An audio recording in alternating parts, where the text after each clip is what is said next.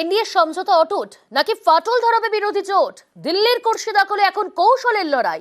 ফের নিদেশের দলবদল পাল্টে দিতে পারে সমীকরণ। বিজেপির হাত ধরে অন্ধ্র সরকার গড়ে এবার কোন দিকে ঝুঁকবেন নাইডু? সতর্ক নজরপথদের, সাবধান করলেন দিলীপ ঘোষ। কিছুই অসম্ভব নয় রাজনীতিতে। আর নাইডু আর নীতিশবাবুর মতো পল্টুরাম যারা আছেন তাদের উপরে ভরসা করা তো বেমানি। আমরা দেখেছি ঠকতে হয়েছে, কিন্তু রাজনীতি বাধ্যবাধকতা থাকে। তারা বিজেপির সমর্থনে জিতে আসেন আর বিজেপিকে ছেড়ে অন্যের সঙ্গে হাত মেলান। সেইটা আসবে কিনা সেটা পার্টির সর্বোচ্চ নেতৃত্ব দেখবেন, দেখার লোক আছে আমাদের। 7 দফা ধরে লোকসভা ভোট, সেই ভোট তো মিটলো, ফলও বেরোলো, কিন্তু অঙ্ক মিলছে না। দিল্লির মসনদে শেষমেশ কে বসবেন তা নিয়ে নানা জল্পনা। সবার নজর নীতিশ কুমার ও চন্দ্রবাবু নাইডুর দিকে। মৌকা বুঝে চৌকা হাঁকালেন মমতা বন্দ্যোপাধ্যায়, নাম না করে দিলেন বার্তা। নীতিশ ও চন্দ্রবাবুকে বার্তা দিতে ছাড়েননি মোদিও। নেহরুর রেকর্ড ছোবেন মোদি, কেন্দ্রের সরকার গড়বে বিরোধীরা। পরপর 3 বার প্রধানমন্ত্রী। জওহরলাল নেহরুর পরে এই রেকর্ড ছোঁয়ার সুযোগ নরেন্দ্র মোদীর সামনে। যদিও এবার তিনি ম্যাজিক ফিগার ছুঁতে পারেননি, তার আব কি বার 400 পারের স্লোগানও জোর ধাক্কা খেয়েছে। এনডিএ 300 টপকাতে পারেনি। আমি খুশি মোদিজি সিঙ্গেল লার্জেস্ট মেজরিটি পায়নি, উনি ক্রেডিবিলিটি লস করেছেন। ওনার ইমিডিয়েট প্রধানমন্ত্রী থেকে রেজিগনেশন দেওয়া উচিত। দিল্লিতে এবার তাহলে কার সরকার, এ নিয়ে জোর অঙ্ক কষা চলছে। উঠে আসছে নানা সম্ভাবনার কথা।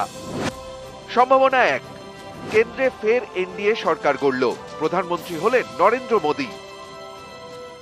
6 दशक बाद किसी गठबंधन को, एनडीए को लगातार तीसरी बार देश की सेवा करने का अवसर दिया। কারণ উনি বলেছিলেন ইসবার 400 পার, আমি বলেছিলাম পগার পার। এখন তাকে পায়ে ধরতে হচ্ছে টিডিপি আর পায়ে ধরতে হচ্ছে নীতিশ, বাট এদের আমি খুব ভালো করে চিনি। সম্ভাবনা 2, কেন্দ্রে ফের এনডিএ সরকার গড়ল, কিন্তু নরেন্দ্র মোদী প্রধানমন্ত্রী হলেন না। যদিও বিজেপি এই সম্ভাবনায় জল ঢেলেছে।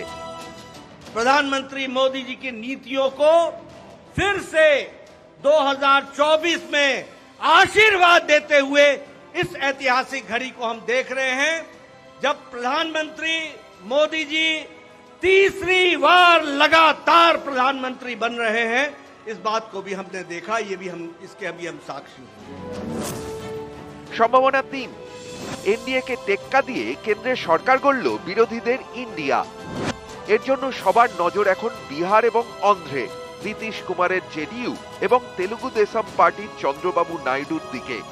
এই 2 দলই এবার ভালো পারফরমেন্স করেছে, কিন্তু 2টি দলই খাতায় কলমে রয়েছে এনডিএতে। তারা যদি নৌকা বদল করে তাহলেই কিন্তু দিল্লিতে খেলা ঘুরে যেতে পারে বিরোধীদের দিকে। এই মৌকা বুঝে চৌকা মেরেছেন মমতা, নাম না করে নীতিশ ও চন্দ্রবাবুকে দিয়েছেন বার্তা।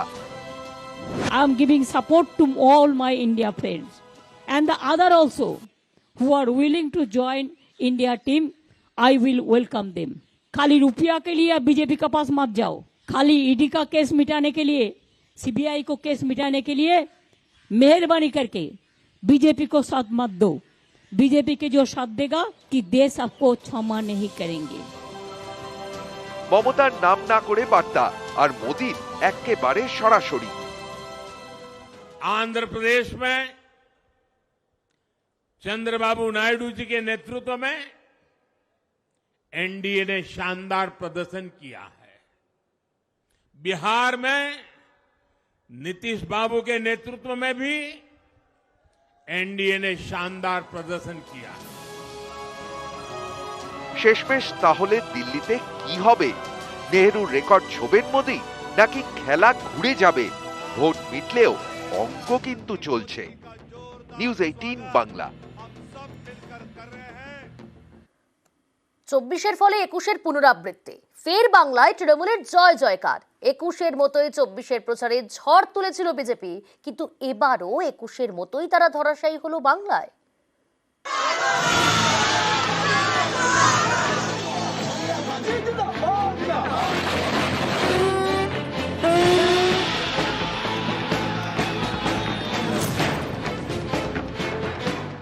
সামনে এই দরকার বিজেপির সরকার।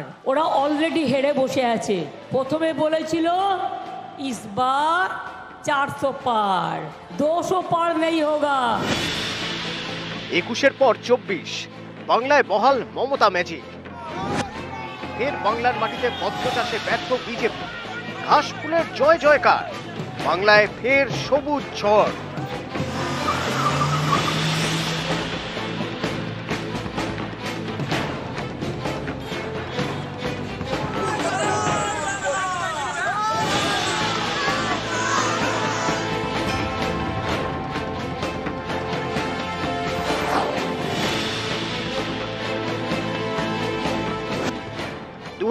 সালের লোকসভা ভোটে বঙ্গে বিজেপির উত্থান, 2 থেকে 1 লাফে 18। তারপর বাংলার বিধানসভা দখলে কোমর বেঁধে ঝাঁপায় বিজেপি। 21-এর বিধানসভা ভোটের প্রচারে ঝড় তোলে পদ্ম শিবির। বারবার প্রচারে আসেন নরেন্দ্র মোদী, অমিত শাহর মতো নেতারা। বাংলা দখলের স্বপ্ন দেখান, স্লোগান তোলেন এবার 200 পার। কিন্তু বিজেপিকে থামতে হয় 77-এ, আর তৃণমূল একাই ডাবল সেঞ্চুরি। 21-এর পর 24-এও কোমর বেঁধে ময়দানে নামে বিজেপি। आज पूरा बंगाल कह रहा है 4 जून 400 पार, 4 जून आबार एक बार। প্রথমে বলেছিল ইসবার 400 পার, 200 পার নেই হোগা। ইসবার এপার ওপার ধপাস মানে পগার পার হবে। বিজেপি বারবার বুঝিয়েছে 24-এও তাদের পাখির চোখ বাংলা। इस बार पूरे हिंदुस्तान में द बेस्ट परफॉर्मिंग स्टेट कोई होगा तो पश्चिम बंगाल होने वाला है। भारतीय जनता पार्टी को सर्वाधिक सफलता पश्चिम बंगाल में मिल रही है। ममता दीदी, आपका समय अब समाप्त हो गया है। 30 सीटें आते ही आपका समय समाप्त हो जाएगा। यहां पर भी मोदी जी के नेतृत्व में भारतीय जनता पार्टी की सरकार बनने जा रही है। भारतीय जनता কিন্তু ভোটের ফল বেরোতেই দেখা গেল 21-এর পুনরাবৃত্তি। আবারও বাংলায় সবুজ ঝড়, আবারও বিজেপির ভরাডুবি।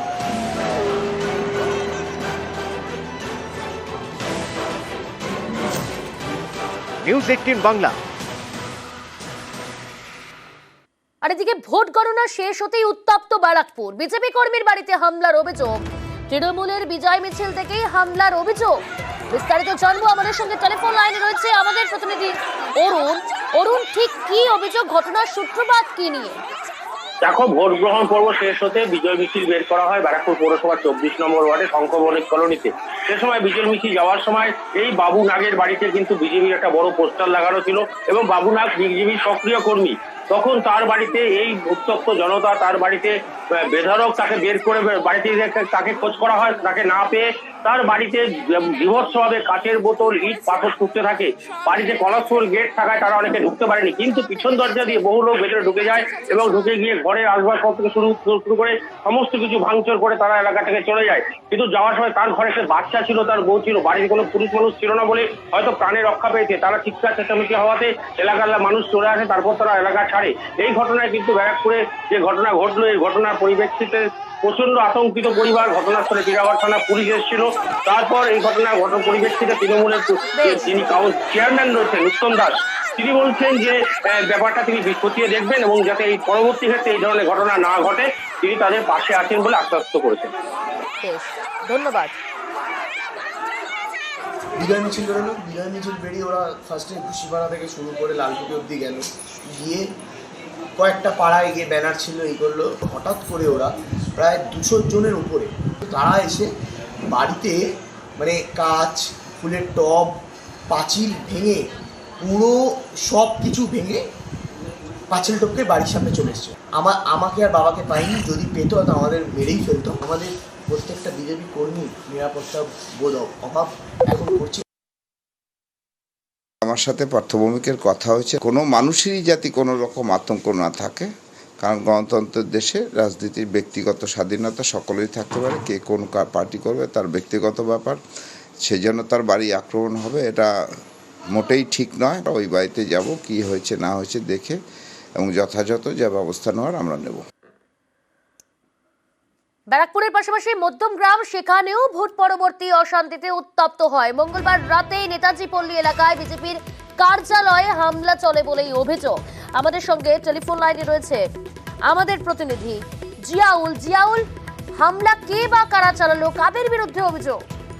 দেখো, ভোট পরবর্তী অশান্ত একেবারে মধ্যমগ্রাম বিধানসভা নেতাজি পল্লী এলাকায়, সেখানে বিজেপির যে কার্যালয় রয়েছে সেই কার্যালয় ভাঙচুর এবং প্রায় 10 থেকে 12টি বিজেপি কর্মী সমর্থকদের বাড়িতেও হামলা করা হয়। এবং শুধু হামলা করা হয় তা কিন্তু নয়, ভাঙচুর করা হয়। এবং অন্যদিকে বিজেপি কর্মী সমর্থকদেরকে লোহার রড এবং বন্দুক দিয়েও ভয় দেখানো হয়, মারধর করা হয়, এমনটা অভিযোগ করছে বিজেপির পক্ষ থেকে।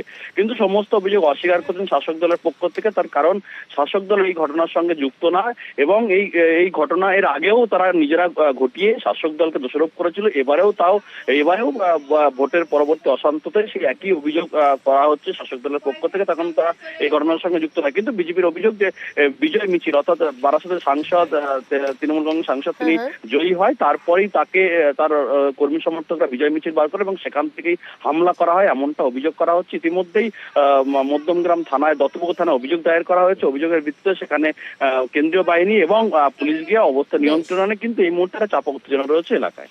ধন্যবাদ। নরেন্দ্রপুরে আক্রান্ত বিজেপির এজেন্ট, যাদবপুরের বিজেপি প্রার্থী অনির্বাণের এজেন্ট আক্রান্ত, তার বাড়ি ভাঙচুর করা হয়, তার পরিবারের সদস্যদের উপর হামলার অভিযোগ। কথা বলবো, টেলিফোন লাইনে রয়েছে আমাদের প্রতিনিধি অর্পণ। অনির্বাণ গঙ্গোপাধ্যায় তার এজেন্ট ছিলেন, তার বাড়িতে ভাঙচুর এবং তার পরিবারের সদস্যদের উপর হামলার অভিযোগ। কে বা কারা হামলা চালালো, পুলিশ সূত্রে কি জানতে পারছে? এই ঘটনায় কাউকে আটক বা গ্রেপ্তার করলো পুলিশ? দেখো, এখনো পর্যন্ত এই ঘটনায় আটক বা গ্রেপ্তার হয়নি। পুলিশের কাছে তারা লিখিত অভিযোগ দায়ের করেছেন এবং তদন্ত শুরু হয়েছে। অভিযোগ করা হচ্ছে যে ক্ষুদিরাবাদ, খেয়াদাহের ক্ষুদিরাবাদ এলাকায় তিনি বিজেপির পোলিং এজেন্ট হয়েছিলেন এবং সেই কারণেই তার বাড়িতে প্রবেশ করে বাড়ির মধ্যে ভাঙচুর করা হয়েছে, মারধর করা হয়েছে এবং এই ঘটনার পরে এক কথায় বলা যেতে পারে আতঙ্কে বাড়ি ছাড়া পোলিং এজেন্ট। এই ঘটনায় রীতিমতো এলাকায় চাঞ্চল্য ছড়ায়। যদিও থানায় অভিযোগ দায়েরের পরে পুলিশের তরফ থেকে এলাকায় গিয়ে তদন্তে যায় পুলিশ এবং সেখানে পুলিশের পেট্রোলিং বাড়ানো হবে এমনটাই জানানো হয়েছে। তবে এই ঘটনায় এখনো পর্যন্ত কেউ আটক বা গ্রেপ্তার হয়নি। এক কথায় বলা যেতে পারে যে ভোট পরবর্তী হিংসায় খেয়াদাহ গতকাল একটি দুর্ঘটনা ঘটে এবং সেখানে একজনের মৃত্যু পর্যন্ত ঘটেছে। যদিও সেখানে তৃণমূল কংগ্রেসের কর্মী তার মৃত্যু হয়। এক্ষেত্রে বিরোধীদের ওপরে চাপ বাড়ানো হচ্ছে এবং বিরোধীদেরকে আক্রমণ করা হচ্ছে, এমনটাই অভিযোগ করা হচ্ছে বিজেপির পক্ষ থেকে। তৃণমূল কংগ্রেসের পক্ষ থেকে এই সমস্ত অভিযোগ অস্বীকার করা হয়েছে। ভয়ে আতঙ্কের পরিবেশ সৃষ্টি করার চেষ্টা করা হচ্ছে বিজেপির তরফ থেকে, এমনটাই অভিযোগ করা হচ্ছে তৃণমূল কংগ্রেসের পক্ষ থেকে। ধন্যবাদ। আর এদিকে ভোট মিটতেই রাতে অশান্তি নিউ টাউনে, যাত্রাগাছের বিবেকানন্দ পল্লীতে হামলার অভিযোগ, বিজেপি কর্মীদের মারধরের অভিযোগ। সেখানেও বাড়ি ভাঙচুর করে আগুন ধরিয়ে দেওয়ার অভিযোগ, শাসক দলের বিরুদ্ধে অভিযোগ বিজেপির। পদ্ম শিবিরের সেই অভিযোগ খারিজ রাজ্যের শাসক দল তৃণমূল কংগ্রেসের। কথা বলবো, টেলিফোন লাইনে রয়েছে আমাদের প্রতিনিধি অনুপ। রাতের অন্ধকারে এই অশান্তি এবং এই বিশৃঙ্খলার ছবিটা দেখতে পাচ্ছি আমরা। পুলিশ সূত্রে কি জানতে পারছো এখনো পর্যন্ত? এই ঘটনায় কাউকে আটক বা গ্রেপ্তার করলো? পুলিশের পক্ষ থেকে এই ঘটনায় এখনো আটক বা গ্রেপ্তারের কোনো খবর নেই, কিন্তু গতকাল যখন ঘটনা ঘটে তারপরেই কিন্তু নিউ টাউন থানার পুলিশ সেখানে কিন্তু পৌঁছেছিল এবং নির্বাচনে যখন ফলাফল বের হয় তার পরবর্তীতে রাতের বেলা দেখা যায় একেবারে নিউ টাউন বিবেকানন্দ পল্লী, সেখানে গভীর রাতে বিজেপি কর্মী সমর্থকদের বাড়িতে ঢুকে ভাঙচুর চালানোর অভিযোগ করতে মারধর করা হয় এবং বিজেপি কর্মীদের বিরুদ্ধে একাধিক গালিগালাজ করা হয় বলে অভিযোগ। এই অভিযোগ কিন্তু তৃণমূল আশ্রিত দুষ্কৃতী তাদের বিরুদ্ধে, কিন্তু তৃণমূলের পক্ষ থেকে এখনো পর্যন্ত এই অভিযোগ অস্বীকার করা হচ্ছে বা পুলিশের পক্ষ থেকে বলা হচ্ছে যারা এই ঘটনা ঘটিয়েছে তাদের বিরুদ্ধে ব্যবস্থা নেওয়া হবে। যদিও নিউ টাউন থানার পুলিশ এখনো পর্যন্ত কাউকে গ্রেপ্তার বা আটক করতে পারেনি এই ঘটনায়। ধন্যবাদ।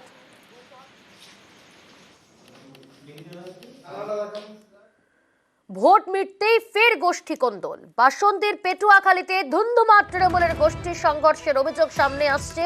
মারপিটে জখম হয়েছেন 7 জন।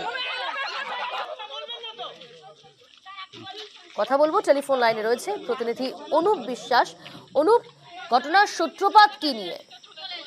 দেখো, গতকালকে জয়নগর লোকসভা কেন্দ্রের যে হচ্ছে ভোট কেন্দ্রে ভোটের মার্জিন যখন তৃণমূল প্রার্থী ছিলেন প্রতিমা মণ্ডল, এবং তখন এই প্রার্থী হচ্ছে যখন ভোটের হচ্ছে বিরোধীদের থেকে সংখ্যায় অনেকটা বৃদ্ধি পাওয়ায় এলাকার মানুষজন, এই যে হচ্ছে বাসন্তী চড়াবিদ্যা এলাকার হচ্ছে তৃণমূল কর্মী সমর্থকরা উল্লাসে ফেসে পড়েন, এবং কারণ জয়ের মার্জিন দীর্ঘ বাড়তে থাকায় এই ঘটনায় তারা হচ্ছে আতশবাজি এবং বোম টোম ফাটিয়ে তারা উল্লাস করে। সেখানে কিন্তু অন্য আর এক তৃণমূল গোষ্ঠী যিনি বলছেন যুব তৃণমূল করেন, তারা বারণ করেন যে এখানে বাড়িতে অসুস্থ মানুষজন রয়েছে, এখানে বাজি না পুড়িয়ে বা আতশবাজি না ফাটিয়ে অন্য জায়গায় সরিয়ে গিয়ে হচ্ছে ফাটাতে, এবং এই নিয়েই কিন্তু প্রথম সূত্রপাত, এবং সেখানেই একটা ঝামেলার সৃষ্টি হয়। ঘটনার খবর পায় বাসন্তী থানার পুলিশ, এবং বাসন্তী থানার পুলিশ গিয়ে প্রথমে পরিস্থিতি সামলে দেয় এবং সব পক্ষকেই এখান থেকে সরিয়ে দেয়। তবে বেলা বাড়ার সঙ্গে সঙ্গে এই ঘটনা কিন্তু উত্তপ্ত হয়ে ওঠে বাসন্তীর চড়াবিদ্যার পেটুয়াখালীতে, এবং তখনই সেখানে কিন্তু যথেষ্ট উত্তেজনা থাকা এবং সূত্র মারফত জানা যায় সেখানে কিন্তু বোমাবাজিও করা হয় এবং বেধড়ক মারধর করা হয় যুব তৃণমূল কর্মীদের, এমনই অভিযোগ যুব তৃণমূল কর্মীদের। তবে এই অভিযোগ সম্পূর্ণ অস্বীকার করেছে বাসন্তী ব্লক তৃণমূল নেতা হচ্ছে রাজা গাজী। তিনি জানিয়েছেন এই ঘটনা কিন্তু পারিবারিক ঘটনা, এর সঙ্গে কোনো রাজনীতি নেই, এবং এই ঘটনায় পুলিশকে তদন্ত করতে বলা হয়েছে, এবং পুলিশ এই ঘটনায় গতকাল রাতে বিশাল পুলিশ বাহিনী ঘটনাস্থলে যায় এবং সেখানে গিয়ে পরিস্থিতি নিয়ন্ত্রণে আসে। তবে পুলিশের ইতিমধ্যে কাউকে গ্রেপ্তার বা আটক করতে পেরেছে কিনা সেটা কিন্তু এখনো জানা যায়নি। ধন্যবাদ। করছে ঘরের দৈরের সামনে বোমটা মারছে, ওই জাফরশেখের কিছু ছেলেগুলো সেইটা নিয়ে এরা বলতে ওই নিয়ে একটা গন্ডগোল মুখ বচাশো একটা কিছু একটা ঘটনা ঘটেছে। এক জায়গায় গল্প করছিল, হঠাৎ কিছু লোক খাল পারে এসে আচমকা এদের উপরে চড়া হয়। টিএমসি আমরা যুব, ওরা মাদার সব হ্যাঁ, বাইরে থেকে কিছু লোকজন এসে এই ঘটনাগুলো ঘটছে। এখানে মাদার যুব বলে এরকম কোনো ব্যাপার নয়, একটা পারিবারিক ব্যাপার, জমি নিয়ে বিবাদ, তাই নিয়ে গন্ডগোল জামালা হয়েছে। পুলিশ তদন্ত করছে, যেখানে দলের গোষ্ঠীদ্বন্দ্ব এসব এরকম কোনো ব্যাপার নয়। বিরোধী শক্তি একটা রয়েছে, তৃণমূল দলকে কালিমুক্ত করার জন্য সবসময় অপপ্রচারটা করে, সম্পূর্ণ ভিত্তিহীন অভিযোগ। ঝাড়গ্রামের দিকে নজর রাখছি। ফের ঝাড়গ্রামে হাতির হানা। ভোর রাতে কুণ্ডলডিহি গ্রামে ধানের গোডাউনে দলছুট দাঁতালের তাণ্ডব। পাশাপাশি এলাকার বেশ কয়েকটি জমিতেও চলে তাণ্ডব। শুধু তাই নয়, রাস্তা দিয়ে যাওয়ায় গাড়ির উপরও হামলা চালায় হাতিটি।